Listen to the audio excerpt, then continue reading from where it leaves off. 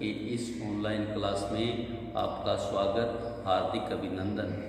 मैं ओम प्रकाश मेहरा आज आपको क्लास ये पार्ट सेकंड पेपर भारतीय राज्य व्यवस्था शीर्षक मूल अधिकार के बारे में अध्ययन अध्यापन कराऊंगा। इससे पहले हमें मूल अधिकार की आवश्यकता, मूल अधिकार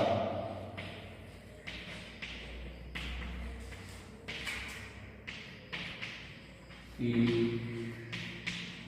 आवश्यकता, इससे पहले हमें मूल अधिकारों की आवश्यकता,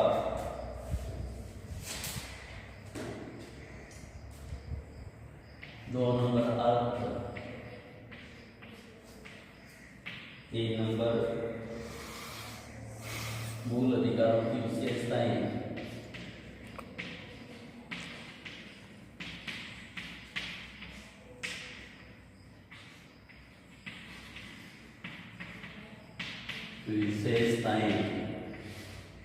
और चार नंबर भारतीय संविधान द्वारा प्रदत्त मूल अधिकार, भारतीय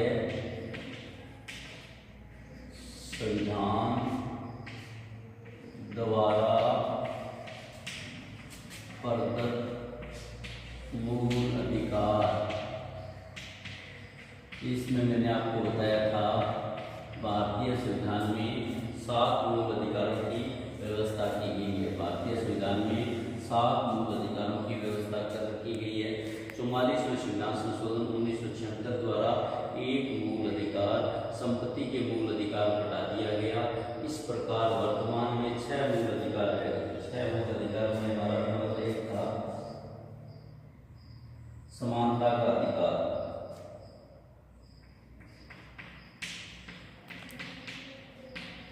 समानता का अधिकार, समानता का अधिकार। और समानता का अधिकार अनुच्छेद 14 से 18 तक व्यवस्था की गई है। इसमें 14 से लेकर 17 तक मैंने आपको पूर्व में बता दिया। 14 नंबर हमारा अनुच्छेद है कानून की समानता। अनुच्छेद 14 ये कहता है कि भारत का प्रत्येक नागरिक कानून की दृष्टि से समान है। सिर्फ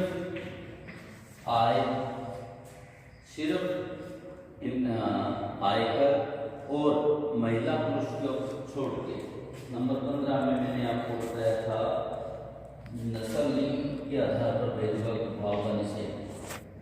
जाति, नस्ल, लिंग के भेदभाव निषेध। किसी भी व्यक्ति से, किसी भी देश के नागरिक से इस आधार पर भेदभाव नहीं किया जा सकता कि इस जाति का है, इस नस्ल का है, इस लिंग का है या स्त्री पुरुष है। नंबर 16 कहता है नौकरियों में समान अवसर, नौकरियों में समान अवसर। जैसा कि मैंने पूर्व में बताया अनुच्छेद 16 में नौकरियों में समान अवसर का प्रावधान किया गया है, किंतु 16(4) नौकरियों में कुछ वर्ग विशेष के लिए आरक्षण का प्रावधान करता है। अनुच्छेद 17 में मैंने आपको बताया था अस्पृश्यता का निषेध, अस्पृश्यता का निषेध। अस्पृश्यता मतलब छुआछूत, अस्पृश्यता का निषेध, छुआछूत का निषेध। ऐसा भारतीय संविधान के अनुच्छेद 17 में उल्लेख किया गया है, 1950 में उल्लेख किया गया है। किंतु भारतीय नागरिकों द्वारा कुछ लोगों ने अस्पृश्यता निषेध की पालना नहीं की, इसलिए 1925 में अस्पृश्यता अधिनियम पारित हुआ। 1955 में अस्पृश्यता निवारण अधिनियम, अस्पृश्यता निवारण अधिनियम पारित हुआ। अस्पृश्यता अपराध अधिनियम पारित हुआ। अस्पृश्यता अपराध अधिनियम पारित किया, यानी अस्पृश्यता निषेध कानून का पालन नहीं होने पर भारतीय संसद ने 1955 में एस का अपराध अधिनियम पारित किया, फिर भी इसमें सुधार नहीं हुआ। फिर 1976 में नागरिक अधिकार संरक्षण अधिनियम पारित हुआ। 1976 में नागरिक अधिकार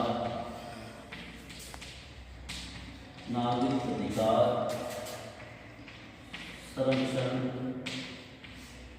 अधिनियम।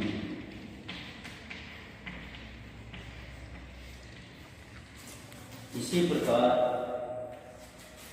फिर भी इसमें सुधार नहीं हुआ। फिर 1989 में एक कानून और भारतीय संसद ने पारित किया, अनुसूचित जनजाति निरोधक कानून।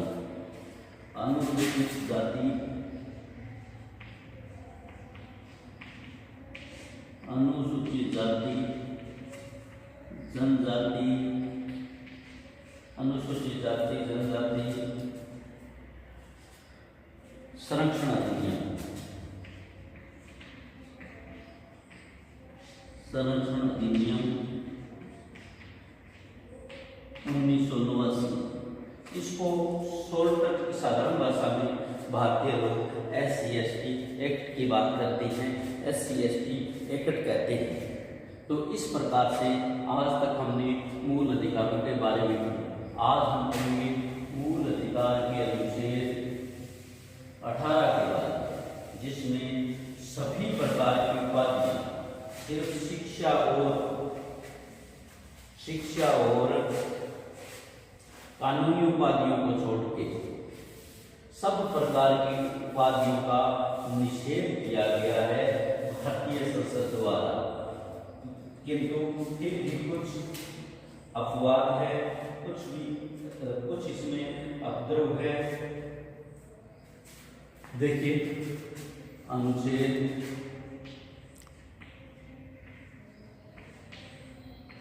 18। अनुच्छेद 18 में किस बात का उल्लेख किया गया है, किस बात की बात कही गई है, क्या प्रावधान किया गया है? उपाधियों का निषेध। उपाधियों का निषेध ऐसी उपाधियां जो लोगों में असमानता पैदा करती हैं, इस प्रकार की सब उपाधियों का अनुच्छेद 18 में निषेध किया गया है। अनुच्छेद 18 के अनुसार यह प्रावधानित किया गया है कि कानूनी रूप से कोई उपाधियां नहीं होगी। सिर्फ सेना व विद्या, पढ़ाई जो करते हैं, सेना व विद्या की उपाधियों को छोड़ते हुए बाकी समस्त उपाधियों का अनुच्छेद 18 में निषेध किया गया है, या यह कहा गया है कि हम इस प्रकार की उपाधियां नहीं ले सकते। किंतु फिर भी भारतीय संविधान में, भारतीय कानून व्यवस्था में भारत रत्न,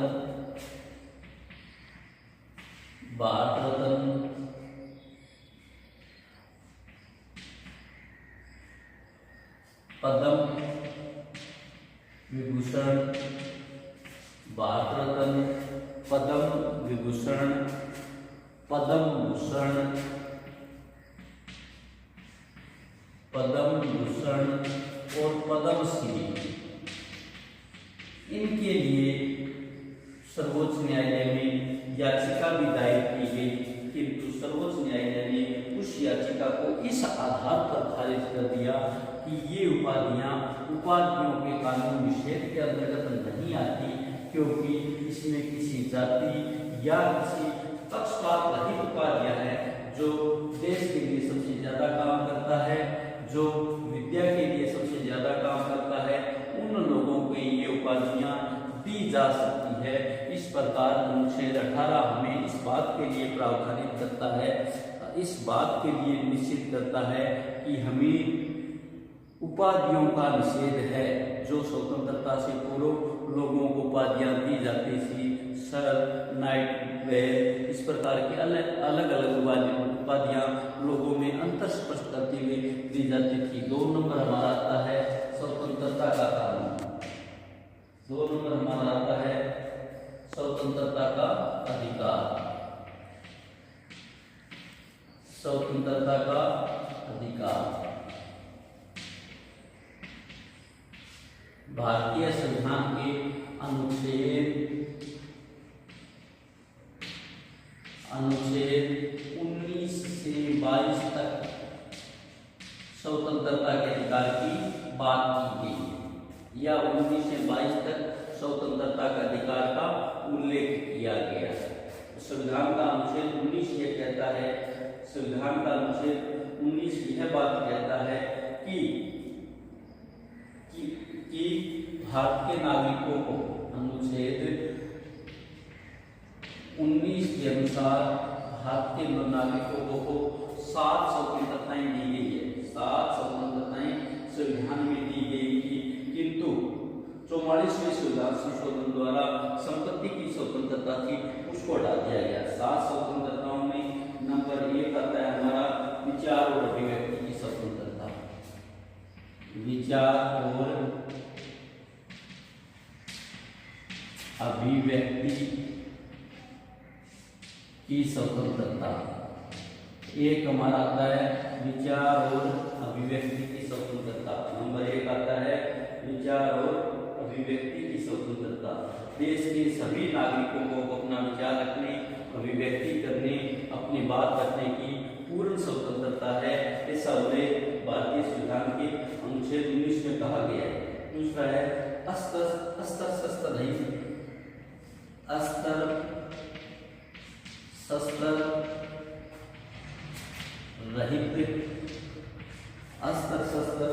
रहित सम्मेलन की स्वतंत्रता। हम बिना कोई अस्त्र शस्त्र रखे सम्मेलन की स्वतंत्रता, हम कोई बिना अस्त्र शस्त्र रखे सम्मेलन करा सकते हैं। दूसरा ये है समुदाय और संघ निर्माण की स्वतंत्रता, समुदाय और संघ निर्माण की स्वतंत्रता। दूसरा है समुदाय और संघ निर्माण की स्वतंत्रता, विचार और अभिव्यक्ति की, अस्त्र शस्त्र की, समुदाय और संघ निर्माण की स्वतंत्रता। भारत के किसी भाग में भ्रमण की स्वतंत्रता, भारत के किसी भाग में भ्रमण की स्वतंत्रता, भ्रमण की स्वतंत्रता। पांचवा है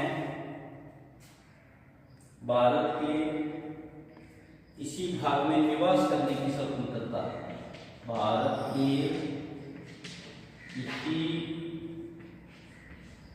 भाग में निवास या रहने की स्वतंत्रता। और अंतिम जो स्वतंत्रता है, छठी स्वतंत्रता, वर्ती आजीविका और कारारोपण की स्वतंत्रता, वर्ती आजीविका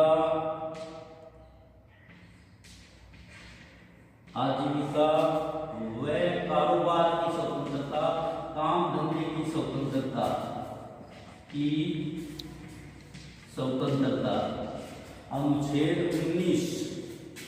19 के अनुसार कोई भी व्यक्ति देश में कहीं अपने विचार को अभिव्यक्त कर सकता है सरकार के खिलाफ, जिसमें भारत की अखंडता का नुकसान न हो, एकता और अखंडता का अपनी बात रख सकता है, बिना अस्त्र शस्त्रों के सम्मेलन कर सकता है, समुदाय बना सकता है, संघ बना सकता है, भारत के किसी भाग का भ्रमण कर सकता है, भारत के किसी भाग में निवास कर सकता है, वर्ग और आजीविका का कारोबार की स्वतंत्रता है।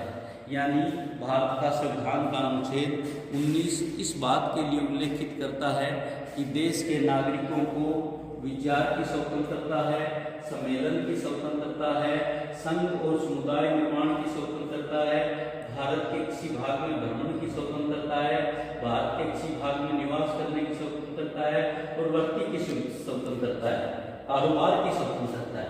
भारतीय संविधान के अनुच्छेद 12 से लेकर 35 तक मूल अधिकारों की बात की गई है।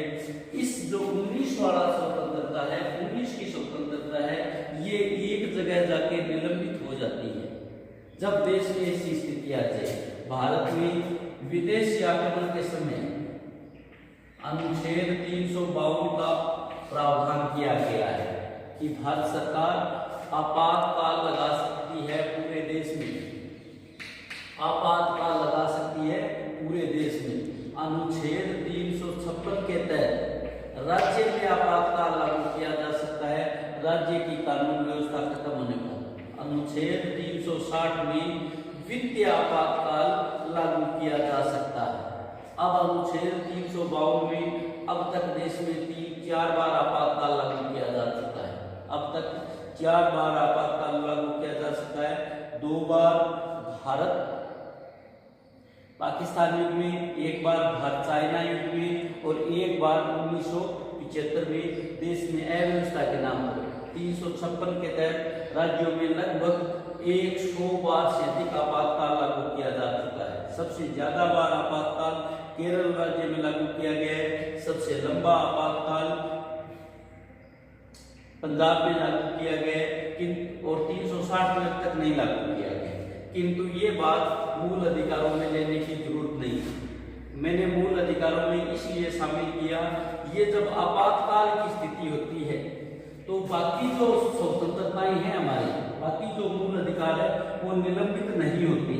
बाकी मूल अधिकार है वो निलंबित नहीं होते। यानी ये 23 मूल अधिकार है। इन 23 मूल अधिकारों में जो हमारा अनुच्छेद 19 का मूल अधिकार है वो इस आपातकाल के दौरान निलंबित हो जाता है। इस आपातकाल के दौरान देश के नागरिकों को स्वतंत्रता का अधिकार नहीं मिल पाता। जो हमारा अनुच्छेद 19 के द्वारा प्रदत्त 6 स्वतंत्रताएं हैं उनका अधिकार देश के नागरिकों को आपातकाल के दौरान या अनुच्छेद 356, 360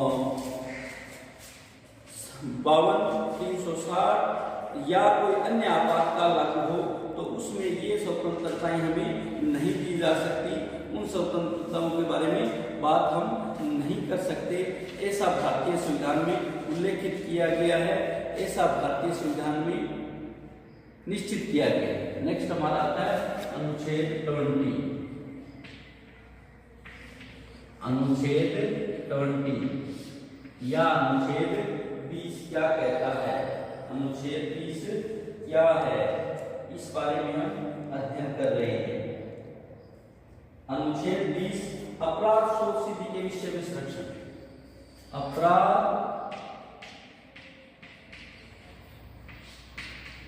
शोध सिद्धि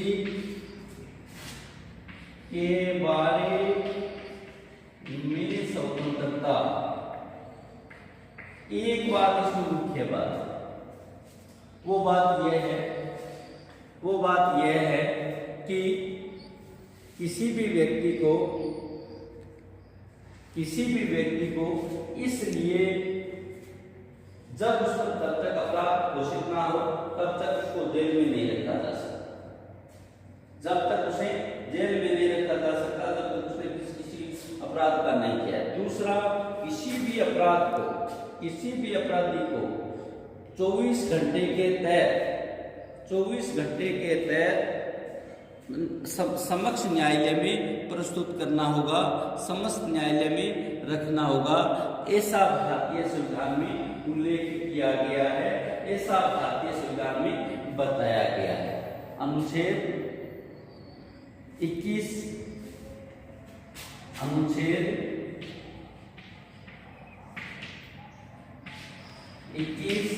प्राण व दैहिक स्वतंत्रता। प्राण व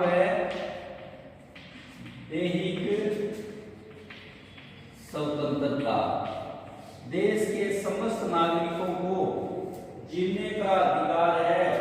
देश के समस्त नागरिकों को विधि द्वारा जीवन और छोड़कर किसी भी प्रकार से वंचित नहीं किया जा सकता, उसको जीवन जीने से वंचित नहीं किया जा सकता, ऐसा भारतीय संविधान का अनुच्छेद 21 कहता है। अनुच्छेद 21 कै एक मूल अधिकार और जोड़ दिया गया है 86वें संविधान संशोधन 2002 द्वारा।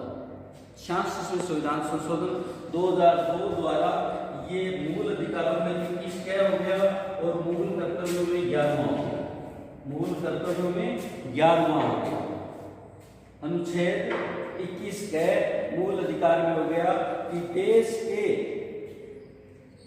या जो हमारे 6 से 14 वर्ष तक के बच्चे हैं उनका ये अधिकार है कि सरकार द्वारा उनके लिए निःशुल्क तथा अनिवार्य शिक्षा का प्रावधान किया जाए।